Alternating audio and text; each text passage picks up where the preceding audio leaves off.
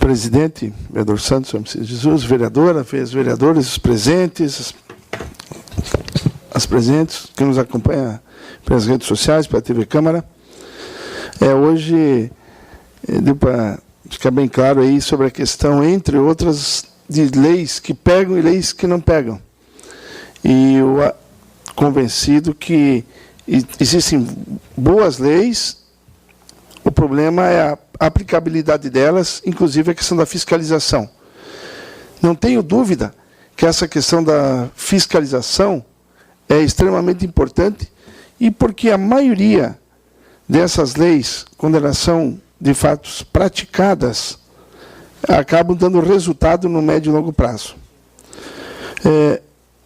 Entre outras, eu quero lembrar que eu fui autor de uma lei aqui no município, na verdade uma mudança, porque ela já tinha leis anteriores, sobre a questão do uso de substâncias fumígenas em ambientes fechados aqui no município. Estou colocando isso, que provavelmente amanhã o vereador Madison Sé, o Supremo, que ultimamente anda sendo cantado em verso e prosa, deve se manifestar sobre o uso de substâncias que suavizam os cigarros. Esses que dão um sabor adocicado, sabores e outros mais. E por que vai ter essa votação no Supremo? Porque, na verdade, se for olhar tudo direitinho, não existe uma coisa isolada. Primeiro, é porque tem legislação que foram mais restritivas. Aí entrou a Anvisa, que é uma agência que foi criada nos anos 90, as agências, no sentido de esvaziar um pouco o executivo, mas essa é uma outra discussão, a questão das agências. E, entre outras coisas, também lá depois eu vou resgatar a questão do financiamento de campanha. Estou dizendo isso porque essas indústrias têm uma bancada muito forte no Congresso Nacional, como a indústria de arma também tem. E aí, tem situações que acabam parando no Supremo. E tem, entre outras, que libera ou não essas substâncias que suavizam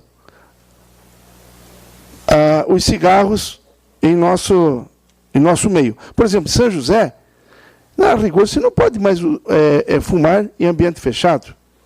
Mas se vai em vários lugares aí, que eu até tinha lugares que eu frequentava, a gente frequenta, mas não dá mais para entrar, vereador Anselmo, porque você volta para casa com o cheiro impregnado, e não é só o odor, não, é substâncias, são substâncias cancerígenas.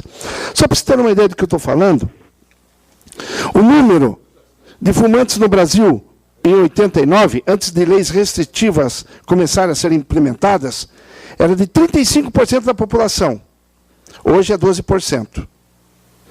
Em 2007, o número de marcas tradicionais de cigarros eram 188, vereador Neri. Hoje são 144. Em compensação, em 2007, o número de marcas com sabor, 21 marcas, 11% do total. Hoje não, 3 anos depois, 40 marcas, quase 28% do número de marcas. Detalhe, é sabido que na adolescência e na juventude é que começa o hábito do tabagismo. Por quê? Porque é ali que se introduz. E com as restrições de propagandas, proibido fumar, aquelas imagens que chocam no cigarro, tá? Muitos adultos abandonaram o vício, vereadora Sandra. O que acontece? Adolescentes, mais de 80%, começam e são atraídos por sabores, tipo menta, canela, cravo, cereja, cítrico. O argumento que vai para o Supremo é que haverá um prejuízo muito grande para a indústria fumígena. Mas sabemos o número de mortes e de incapacidade temporária ou qualidade de vida que essas atitudes da indústria fumígena causam no Brasil. Mas eu estou colocando isso porque eu vou um pouquinho mais à frente. Essa indústria fumígena no Brasil, ela tem um parque industrial fabuloso. Ela está perdendo o mercado. E agora eu vou puxar um outro assunto polêmico. Uma das estratégias dela de faturamento é essa dos cigarros com sabor. Segundo, que as leis não peguem, que não tem a fiscalização. Mas, e aí um posicionamento aí da minha área, como um trabalhador da saúde mental, que existe toda uma discussão na sociedade onde políticas restritivas ao fumo, bebida alcoólica, que são substâncias psicoativas lícitas, de restrição do uso. Como também a gente já vai ali na área da feijoada, época de frio, né? Pode ver quem vai em gôndola no supermercado, é menos sal, mais saúde, já políticas preventivas, os açúcares. Inclusive teve esse pessoal que gosta de salgadinho, aí, docinho, uma discussão aí para colocar as calorias ocas de problema de diabetes, hipertensão e tudo mais. São medidas educativas. Mas para que eu quero chamar a atenção também?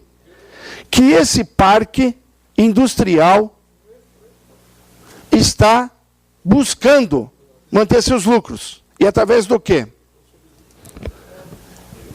Entre outras coisas, liberação da cannabis sativas.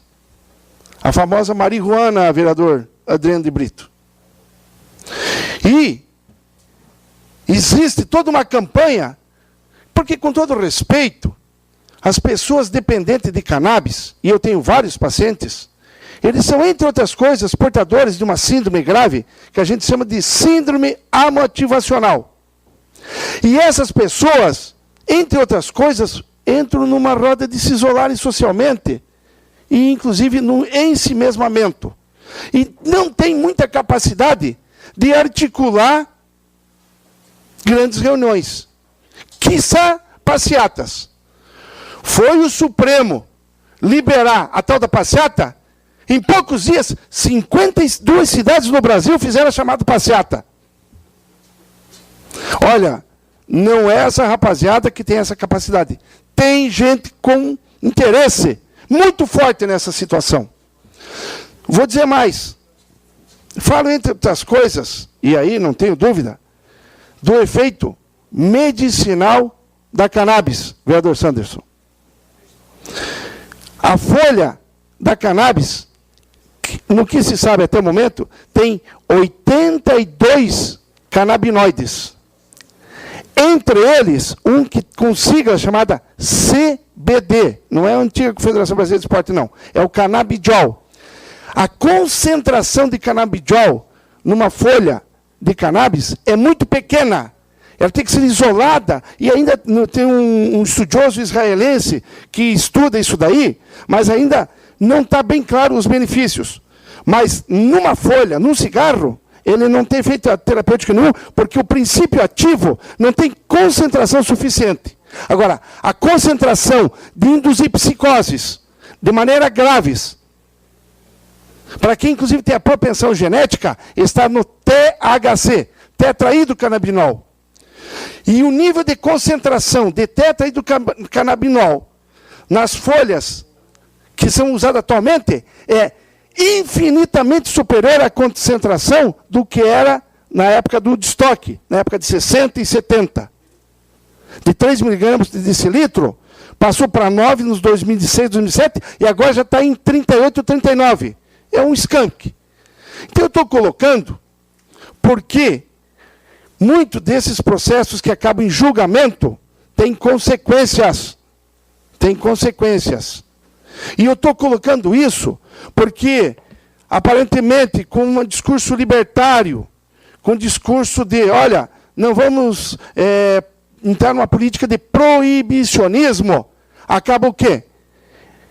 Levando os interesses de parque industrial que está perdendo o mercado de trabalho, tem sua bancada financiada, inclusive gente do meu partido, e esses outros interesses que não levam em consideração a saúde da população, marcadamente a mais jovem, acaba predominando.